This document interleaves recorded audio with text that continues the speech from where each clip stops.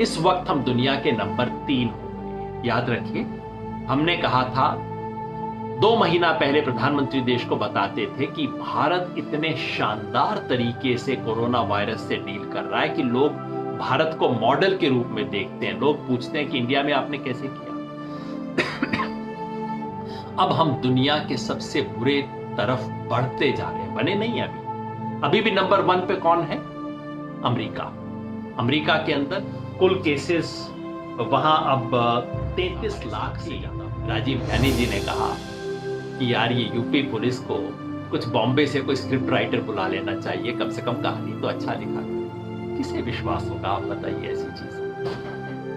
और ऐसे में जबकि इस देश में सुप्रीम कोर्ट है, हाई कोर्ट है, अफसोस इस देश में शायद किसी को इस बात का नहीं है कि ये गुंडा मारा गया। अफसोस इस बात का है कि ये जो रास्ता ठीक करार दिया बंद करके बैठी हुई है। संकट का समय है, सरकार इस वक्त मुट्ठी कर बंद करके बैठी हुई है और ये बदलने वाला नहीं। तो आर्थिक संकट जो है पहले से गहरा रहा है और अब इसका असर शिक्षा पे पड़ता दिखाई देना शुरू हुआ है। हमारे साथी जो कि मिशन जैन के पहले फेज में गए, सबने आके रिपोर्ट किया जी सबसे बड़ी समस्या एक जो गरीबों को आ रही है वो ये कि बच्चों को प्राइवेट स्कूल में भेजा था, अब बच्चों को प्राइवेट स्कूल में भेज नहीं सकते, उनको वापस सरकारी स्कूल में लाना चाहते हैं, लेकिन प्राइवेट स्कूल अब कहते हैं कि नहीं, जाने से पहले फीस दे के जाओ, फीस दिए बिना कैसे जाओगे।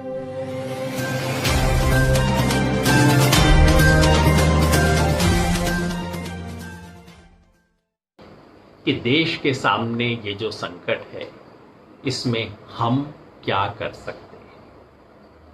बहुत लोग ये सोचते हैं, इसके बारे में चिंता करते हैं और सही करते हैं।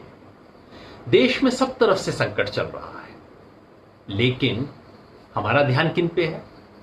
हमारा ध्यान कुछ बिल्कुल इधर उधर की चीजों पे है।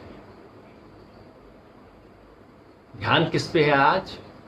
आज मीडिया का सारा ध्यान है राजस्थान पे, क्योंकि ऐसी खबर है, मैं व्यक्तिगत रूप से उसकी पुष्टि नहीं कर पाऊंगा, लेकिन खबर है कि सचिन पायलट अब बीजेपी जाने की तैयारी कर रहे हैं।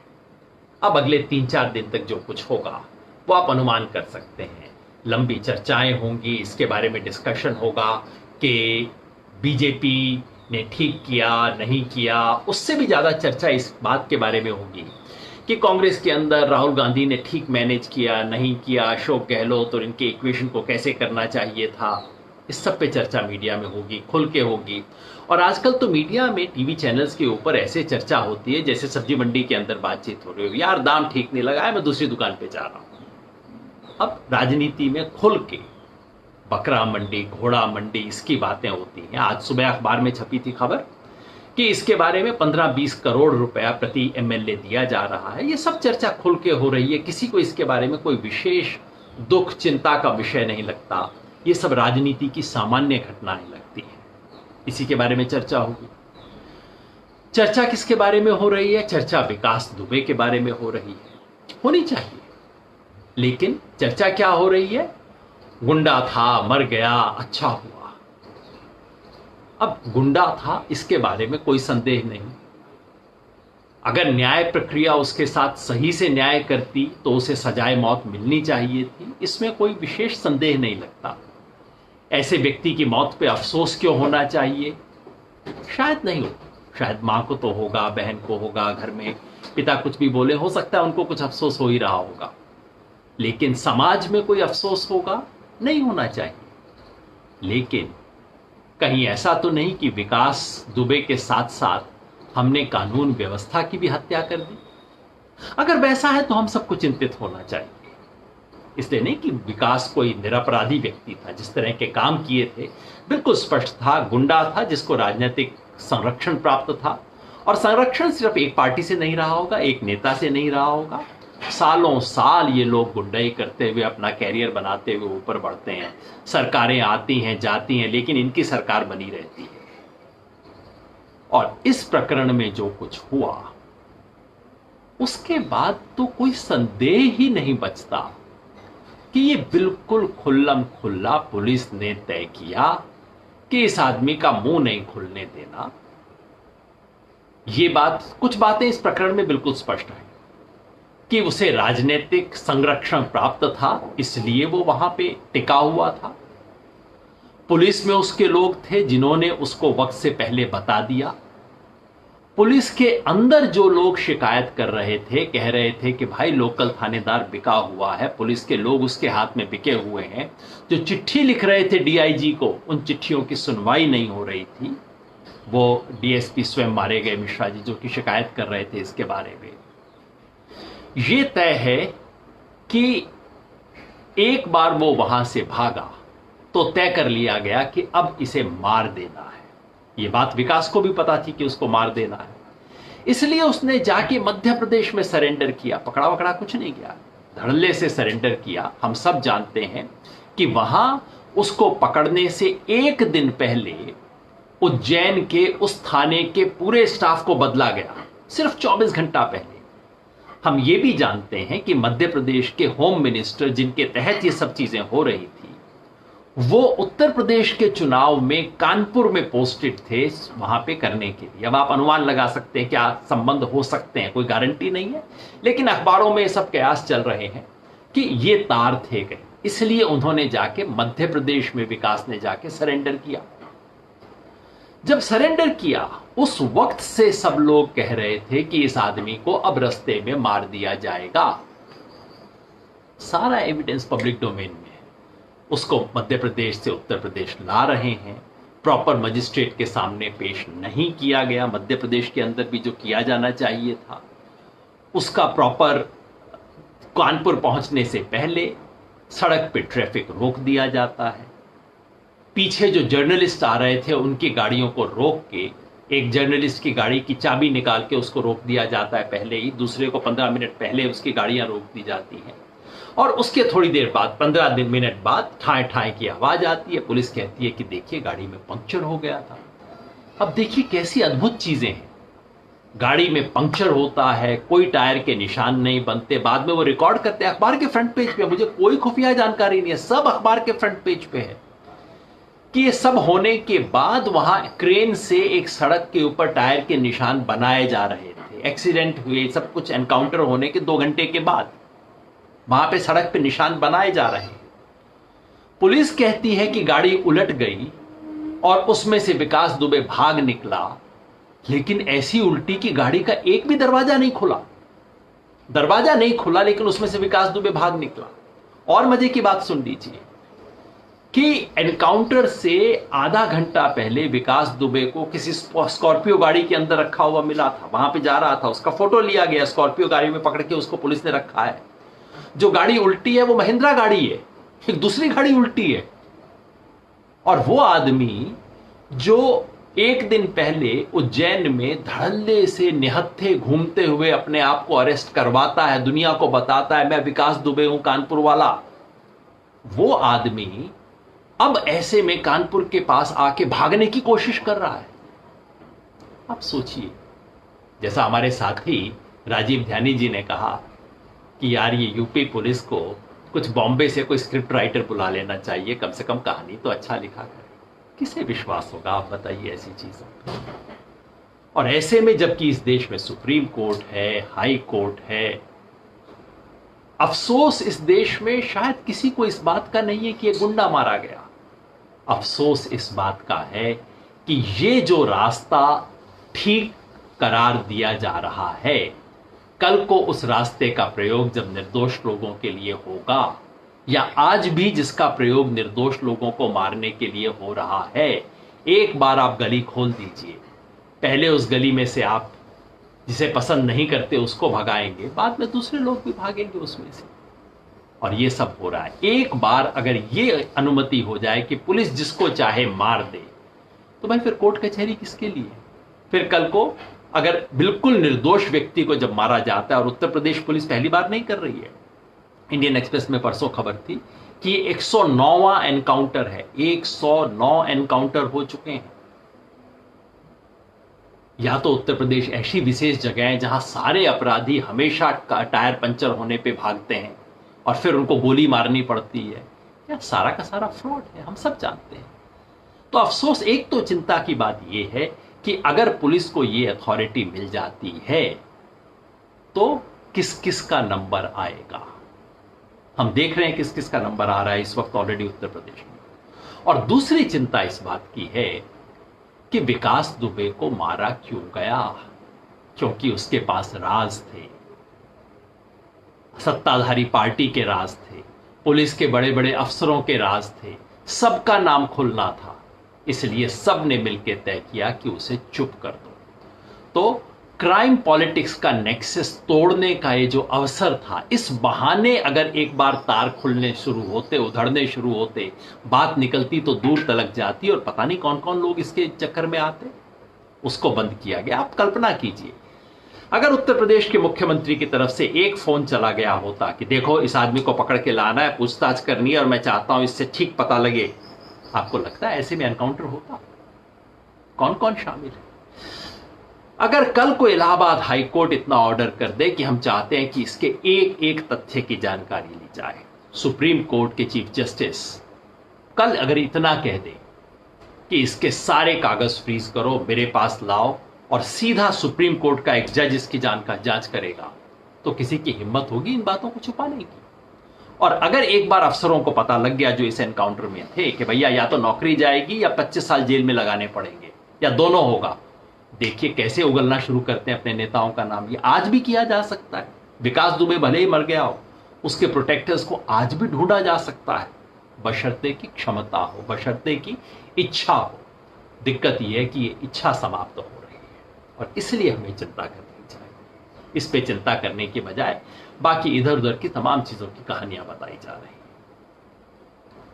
लखनऊ से खबर आती है कि एसआर दारापुरी जी, श्रीराम दारापुरी शायद नाम है उनका पूरा, दारापुरी जी जो पुलिस के आईजी रह चुके हैं, छोटे मोटे नहीं, उत्तर प्रदेश पुलिस के टॉप ऑफिसर्स में से रह चुके हैं, उनके खिलाफ आरोप क्या है कि आपने सीएए के खिलाफ प्रोटेस्ट में हिस्सा लिया। ठीक है भाई, आप उनके खिलाफ मुकदमा चलाइए अगर ये गैरकानूनी काम है तो, मगर क्या कर रही है पुलिस? कह रही है आप 63 लाख रुपया जुर्माना भरो, क्योंकि जो कुछ लखनऊ में दंगा फसाद हुआ वो आपकी स्पीच की वजह से हुआ होगा, इसलिए आप 63 लाख जुर्माना दो। किस नियम के तहत? वो नियम जो कि उस दिन था नहीं जब ये घटनाएं हुई, बाद में ये बिल्कुल तो गैरकानूनी चीज है। आप या तो सीधा संबंध स्थापित कीजिए, आप बताइए कि इस व्यक्ति ने ये काम किया, हिंसा की, जिसकी वजह से ये हुआ, कोर्ट में साबित कीजिए और उसके बाद उससे जुर्माना लीजिए। कोर्ट में साबित किए बिना, उस समय जबकि ये कानून था भी नहीं जो अभी उत्तर प्रदेश ने बनाया है, उसके आधार पे उनसे मांगा जा रहा है 63 लाख रुपए जुर्माना। और जुर्माना मांगने से भी पहले पुलिस उनके घर में जाके धमकाती है, उनके बच्चों को, कैंसर है दारापुरी जी को, उनके बच्चों को, पोतों को धमकाती है, तुम्हारे घर का सामान उठा के ले जाएंगे। ये सब चीजें अखबार में फ्रंट पेज पे छप रही है। क्या हो रहा है इस देश में? एक तरफ महासंकट, दूसरी तरफ ये सब खेल चल रहे हैं। खेल चल रहे हैं राजस्थान में, खेल चल रहे हैं मणिपुर में, खेल चल रहे थे मध्य प्रदेश में, राज्यसभा के चुनाव का खेल चल रहा है, बिहार के चुनाव की पूरी तैयारी है। महासंकट से जनता लड़ेगी, चीन से फौज लड़ेगी और पार्टियां सिर्फ चुनाव और राजनीति के खेल लड़ेगी। ये स्थिति आ गई है। आमतौर पे मैं अपनी बातचीत की शुरुआत कोरोना वायरस के फिगर्स देके करता हूं। आज मैंने सोचा कि अब आपको बताता हूं, क्योंकि तीनों संकटों का आज विश्लेषण करना चाहता हूं। आज के इस विशेष फेसबुक लाइव में मैं आपके सामने एक सीधी सी बात रखना चाहता हूं, आप सब लोगों के जिसके मन में होगा कि भाई देश में सब कुछ हो रहा है, मैं क्या कर सकता हूं। हम विकास दुबे प्रकरण देखते हैं, राजस्थान में जो हो रहा है वो देखते हैं, राजनीति के खेल देखते हैं, और फिर हम सबके मन में आता है कि क्या मैं इसमें कुछ कर नहीं सकता? चलो वो तो कुछ काम के नहीं है, ये तो अपने खेल कर रहे हैं, सरकारों ने हाथ खड़ा कर दिया, क्या मैं नहीं कुछ कर सकता? हम कुछ कर सकते हैं। क्या कर सकते हैं ये सूचना आपसे शेयर करने के लिए पहले भी मैं करता रहा हूं, लेकिन अब हमारे पास बिल्कुल एक कॉन्क्रीट प्लान है। वो प्लान आपसे शेयर करने के लिए आज हम फेसबुक लाइव कर रहे हैं। तो पहले मैं आपको बताऊंगा कि संकट इस वक्त क्या है, चाहे वो फ्रंट पेज पे ना आ रहा हो। संकट क्या है, कितना गहरा है, फिर हम क्या कर सकते हैं। आज देश के सामने 3 संकट हैं। एक एक करके तीनों पे बस 2-2, 4-4 मिनट, 5 मिनट की बात करूंगा। और फिर मोटी बात यह कि हम अगले 100 दिन में क्या कर सकते हैं, जिसकी पूरी योजना हमने बना ली है। पायलट स्टडीज हो गए हैं, टीम तैयार हो गई है, बहुत लोग जुड़ गए हैं, आपका इंतजार है। पहले बात संकट की। 3 संकट, पहला महामारी, दूसरा अर्थव्यवस्था, बेकारी, और तीसरा हमारी सीमा पर चीन का कब्जा। तीनों संकटों के बारे में लगता है कि नहीं चले गए, क्योंकि वो अब हेडलाइन से बाहर हो गए। हेडलाइन के अंदर अभी विकास दुबे और ये सारी चीजें हैं। ये खतरे गए नहीं है, तीनों खतरे गए नहीं है, तीनों खतरे यहां हैं, हमारे जिस आंख से ओझल किए जा रहे हैं।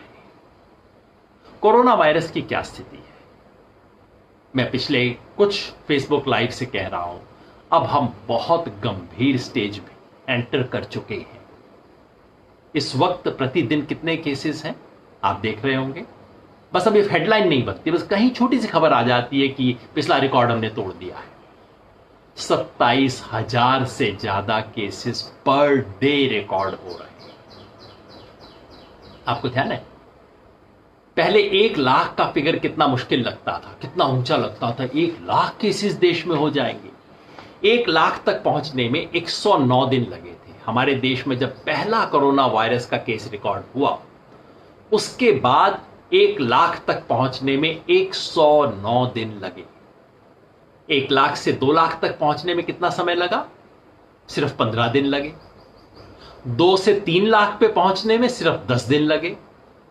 3 लाख से 4 लाख पहुंचने में अब घट के सिर्फ 8 दिन लगे। 4 लाख से 5 लाख पहुंचने में सिर्फ 6 दिन लगे। 5 से 6 और 6 से 7 पहुंचने में भी सिर्फ 5-5 दिन लगे। और अब मामला 4 दिन पे आ गया है। 7 लाख से 8 लाख पहुंचने में हमें सिर्फ 4 दिन लगे। यानी कि 25,000 से ज्यादा केसेस हर दिन हो रहे हैं। और वो वक्त भी दूर नहीं जबकि पर डे हम कोई 30-33 हजार पे पहुंच सकते हैं। यानी कि 3 दिन में 1 लाख का आंकड़ा क्रॉस हो सकता है। बहुत संगीन स्थिति है। हेडलाइन से कोई खबर उतर गई है, इसका मतलब है कि खबर छोटी है, नहीं है। कल रात तक, ये मैं द हिंदू के डेटा को रिकॉर्ड कर रहा हूं, कल रात तक देश में 8.5 लाख केसेस थे। 8,49,788, 8,49,788। एक दिन में 27,175, 27,175 डेथ्स जो है वो 22,000 के करीब पहुंच चुकी है। 22,000 से ज्यादा, 22,683 डेथ देश में पहुंच चुकी हैं। ये इस वक्त का आंकड़ा है। लेकिन आंकड़ों से कई बार बात समझ नहीं आती। लगता है अच्छा ठीक है, इतना है, 8,50,000 कहां खड़े हैं, कहां हम जाएंगे। मैं मोटे तौर पे समझा दूं, ये आंकड़े में के हिसाब से हम कहां हैं। इस वक्त हम दुनिया के नंबर 3 हो गए। याद रखिए, हमने कहा था 2 महीना पहले प्रधानमंत्री देश को बताते थे कि भारत इतने शानदार तरीके से कोरोना वायरस से डील कर रहा है कि लोग भारत को मॉडल के रूप में देखते हैं। लोग पूछते हैं कि इंडिया में आपने कैसे किया। अब हम दुनिया के सबसे बुरे तरफ बढ़ते जा रहे हैं। बने नहीं अभी भी नंबर 1 पे कौन है? अमेरिका। अमेरिका के अंदर कुल केसेस वहां अब 33 लाख से ज्यादा हो गए, 33 लाख से ज्यादा हो गए। और पर डे 60,000 से ज्यादा केसेस है।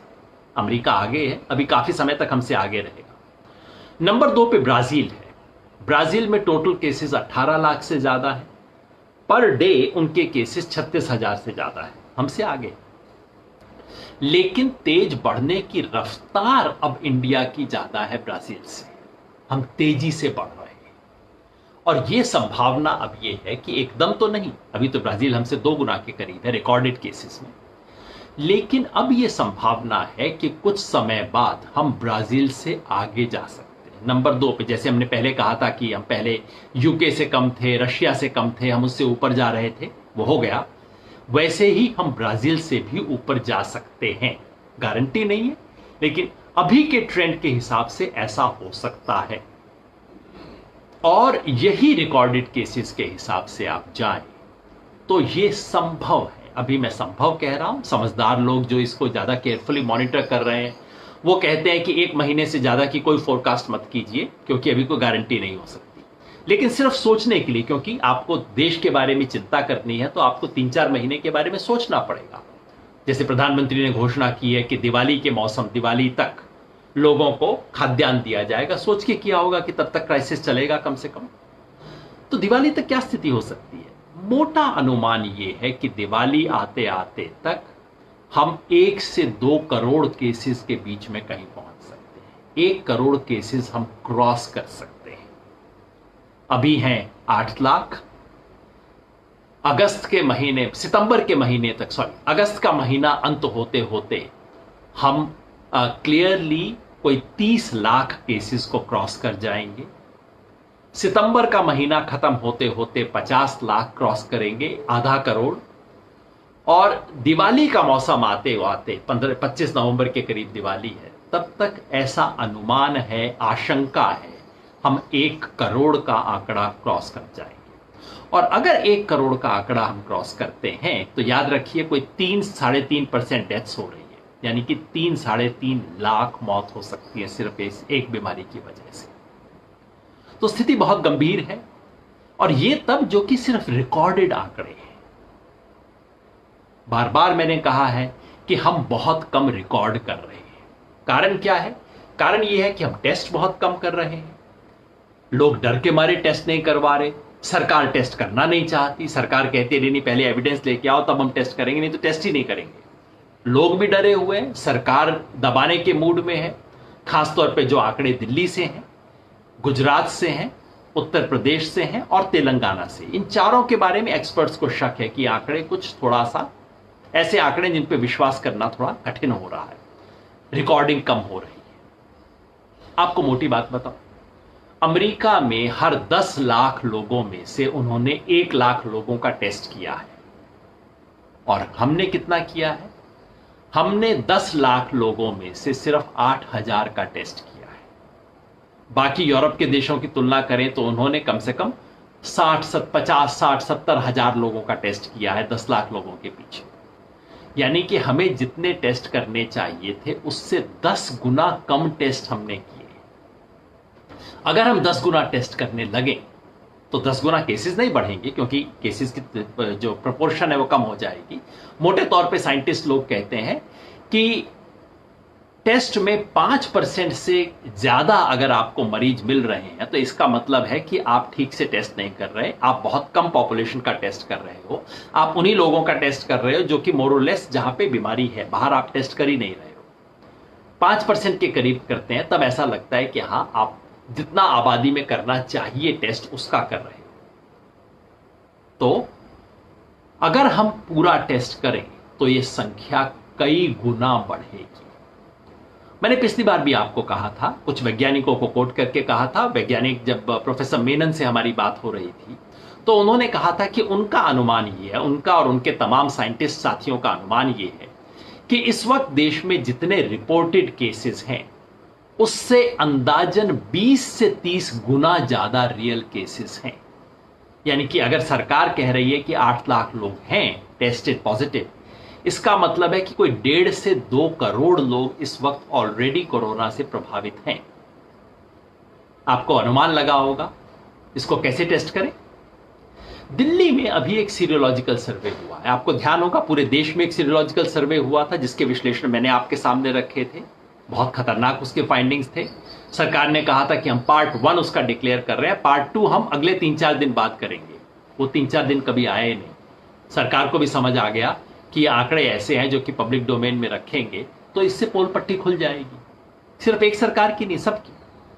अब दिल्ली में भी उसी तरह का सर्वे हुआ, सीरोलॉजिकल सर्वे कहते हैं, जो कि बड़ी संख्या में लोगों के खून का सैंपल लेते हैं और देखते हैं कि उसमें फायदा ये है कि उसमें आपको पता लग सकता है कि पिछले 2 महीने में कभी भी इस व्यक्ति को अगर हुआ हो तो उसके खून में उसके एंटीबॉडीज मिल जाते हैं।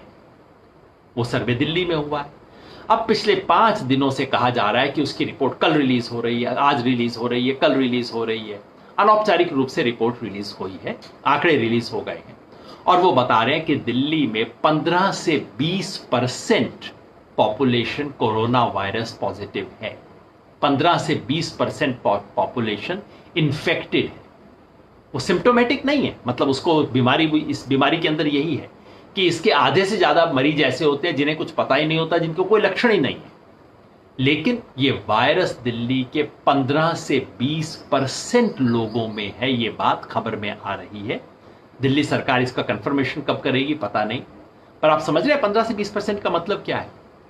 दिल्ली में कोई 2.25 करोड़ की पॉपुलेशन है, 15 से 20% का मतलब ये है कि दिल्ली में, सिर्फ दिल्ली शहर में 25 से 35 लाख तक लोग कोरोना वायरस से पीड़ित है। यहां हम कह रहे हैं पूरे देश में 8 लाख, और अगर आप कायदे से सर्वे कर रहे हैं तो सिर्फ एक शहर दिल्ली में 25 से 35 लाख मरीज हैं इस वक्त।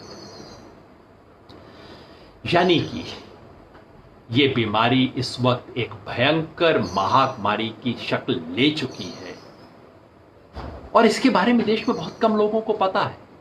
बहुत कम लोग कोई सावधानी बरत रहे हैं। जब हमारे साथी इस पूरे रिसर्च के लिए गए, मिशन जय हिंद के अंदर हमारे साथी अलग अलग इलाकों में गए, तो उन्होंने देखा, मैंने खुद अपने गांव में देखा, कोई मास्क नहीं पहन रहा। बाद में हमने सबको बैठा के बताया, भाई कम से कम मास्क नहीं तो गमछा कर लो, अपना दुपट्टा बांध लो, रुमाल बांध लो, कुछ तो करो।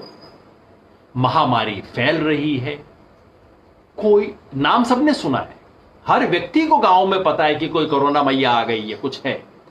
लेकिन जब देश में इतना कम था तब हर कोई डर के बैठा हुआ था अपने घर में। अब जबकि ये बीमारी भयंकर रूप से फैल रही है, अब सब घर के बाहर तसल्ली से घूम रहे हैं, कोई फर्क ही नहीं पड़ता, और आराम से बैठो। वहीं पे ताश भी खेली जा रही है, वहीं मंडलियां भी लग रही हैं, सारे लोग बैठे हुए हैं। कोई ना तो मास्क पहन रहा है, ना कोई हाथ धोने की प्रैक्टिस कर रहा है, सोशल डिस्टेंसिंग का सवाल ही नहीं। ये मैं गांव की बात बता रहा हूं। शहरों में कुछ लोग डरे हुए हैं। शहर में आपको 1/3, दिल्ली में आधे से ज्यादा लोग आपको दिख जाते हैं। दिल्ली में कई बार आपको 75-80% लोग भी दिखाई दे जाते हैं जो मास्क पहने हुए हैं। लेकिन ऐसी स्थिति नहीं है। महामारी बढ़ रही है, इसके बारे में चिंता घट रही है, प्रिकॉशन गिर रहे हैं, बहुत बड़ा खतरा है। आर्थिक संकट, सरकार की तरफ से वायदा किया गया था, दावा किया गया था कि ठीक है नुकसान हुआ, अब उसके बाद दनादन हमारी इकोनॉमी पिक कर लेगी। शुरू में जो एम्प्लॉयमेंट के आंकड़े आए उससे उम्मीद भी बनी है कि बड़ी तेजी से पिक कर रही है। लेकिन आज जो पूरा विश्लेषण आया है वो बताता है कि जैसे ही लॉकडाउन खत्म हुआ जून के महीने की शुरुआत में, तो पहले कुछ दिन तो पिकअप किया इकोनॉमी ने, उसके बाद स्लो डाउन हो गया है। इकोनॉमी वहां नहीं जा पा रही है जहां वो 23 मार्च को थी, 24 मार्च को थी, मार्च के महीने के शुरुआत में थी, वैसी नहीं। जगह जगह से खबरें आ रही हैं। फरीदाबाद जो कि दिल्ली के नजदीक का शहर है, बहुत बड़ा औद्योगिक शहर है, कंपनी दर कंपनी छटनी किए जा रही हैं अपने एम्प्लॉयज की। सब तरफ से आ रही है खबरें। कुछ खबर आती है कि कुछ कंपनी ने एम्प्लॉयज को हवाई जहाज से वापस बुला लिया, तो वहां तो वो तो खबर फ्रंट पेज पे छप जाती है। लेकिन जब पड़ोस की कंपनी कहती है कि 3000 के एम्प्लॉयज को छांट दिया, कहीं 500 एम्प्लॉय को छांट दिया, और कंपनी कहती है जो कैजुअल एम्प्लॉय हैं वो कल से ना आए, ये अखबार में खबर छपती नहीं। छटनी हो रही है, स्थिति पहले से विकट हो रही है, और ये बात हमारे दर्ज होनी बंद हो गई है। प्रधानमंत्री ने बीच में भाषण कर दिया, कह दिया कि आपको ये जो राशन है 5 महीने और मिलेगा, नवंबर तक मिलेगा। अच्छी घोषणा थी, बेहद जरूरत थी, हम लोग बार बार मांग कर रहे थे, घोषणा अच्छी है। लेकिन जिस अंदाज में घोषणा की उससे स्पष्ट हो गया कि अब ले दे के सिर्फ यही मिलेगा और कुछ नहीं मिलेगा। ना तो किसान को फसल का दाम मिलेगा, ना जो नुकसान हुआ है उसका मुआवजा मिलेगा, ना जो लोग रिट्रेंच हो रहे हैं उनको किसी किस्म का फायदा मिलेगा, ना ही और कुछ भी जो सरकार से उम्मीद थी, ब्याज के अंदर छूट, बाकी चीजों की जिसकी जरूरत थी, उन सब को देने का सरकार का कोई इरादा नहीं है। सरकार मुट्ठी बंद करके बैठी हुई है। संकट का समय है, सरकार इस वक्त मुट्ठी बंद करके बैठी हुई है और ये बदलने वाला नहीं। तो आर्थिक संकट जो है पहले से गहरा रहा है, और अब इसका असर शिक्षा पे पड़ता दिखाई देना शुरू हुआ है। हमारे साथी जो कि मिशन जय हिंद के पहले फेज में गए, सबने आके रिपोर्ट किया जी। सबसे बड़ी समस्या एक जो गरीबों को आ रही है वो ये कि बच्चों को प्राइवेट स्कूल में भेजा था, अब बच्चों को प्राइवेट स्कूल में भेज नहीं सकते, उनको वापस सरकारी स्कूल में लाना चाहते हैं, लेकिन प्राइवेट स्कूल अब कहते हैं कि नहीं, जाने से पहले फीस दे के जाओ, फीस दिए बिना कैसे जाओगे। और हरियाणा में क्या हुआ किस्सा, हरियाणा सरकार ने पहले तो खुशी खुशी नोटिस निकाल दिया कि हाँ आप सरकारी स्कूल में ले आइए, सरकारी स्कूल खुले हैं और आपसे कुछ नहीं मांगा जाएगा, आपको एडमिशन दिया जाएगा, ये लॉ है देश का। सरकारी स्कूल में 8वीं क्लास तक कोई बच्चा जाए, उससे कुछ नहीं मांगा जा सकता, बस उसकी एज देखिए, एज अप्रोप्रिएट क्लास में उसको भर्ती आप कर लीजिए। 15 दिन के अंदर अंदर हरियाणा सरकार पलट गई, 15 नहीं 11 दिन के अंदर अंदर, क्योंकि शिक्षा के जो बड़े बड़े लोग हैं, बड़े बड़े स्कूल चलाते हैं, स्कूल्स की चेन चलाते हैं, राजनीति में पैसा देते हैं, चुनाव के वक्त मदद करते हैं, ये सब लोग वहां पहुंच गए। और अगले दिन 26 जून को हरियाणा सरकार ने नोटिफिकेशन निकाला कि नई सरकारी स्कूल में आ तो सकते हो, लेकिन स्कूल लीविंग सर्टिफिकेट लेके आना पड़ेगा प्राइवेट स्कूलों से। जिसका मतलब क्या है, अब प्राइवेट स्कूल हरियाणा के अंदर बच्चों से कह रहे हैं, अब बच्चों के पेरेंट्स से कह रहे हैं स्कूल लिविंग सर्टिफिकेट तब देंगे जो पिछले 4 महीने की ये फीस दोगे, ये वाला भी ड्यू था, वो वाला भी ड्यू था, ये 30,000 का बिल है, 40,000 का बिल है, क्लियर करके जाओ, नहीं तो तुम्हारे को स्कूल लिविंग सर्टिफिकेट नहीं मिलेगा। शिक्षा पे असर हो रहा है, खाने पे असर हो रहा है। तो आर्थिक संकट गया नहीं है, आर्थिक संकट बैठ गया है और अगले 3 महीने में गहराएगा, क्योंकि ये जो मॉनसून का समय है ये देश के गरीबों के लिए बहुत मुश्किल समय है।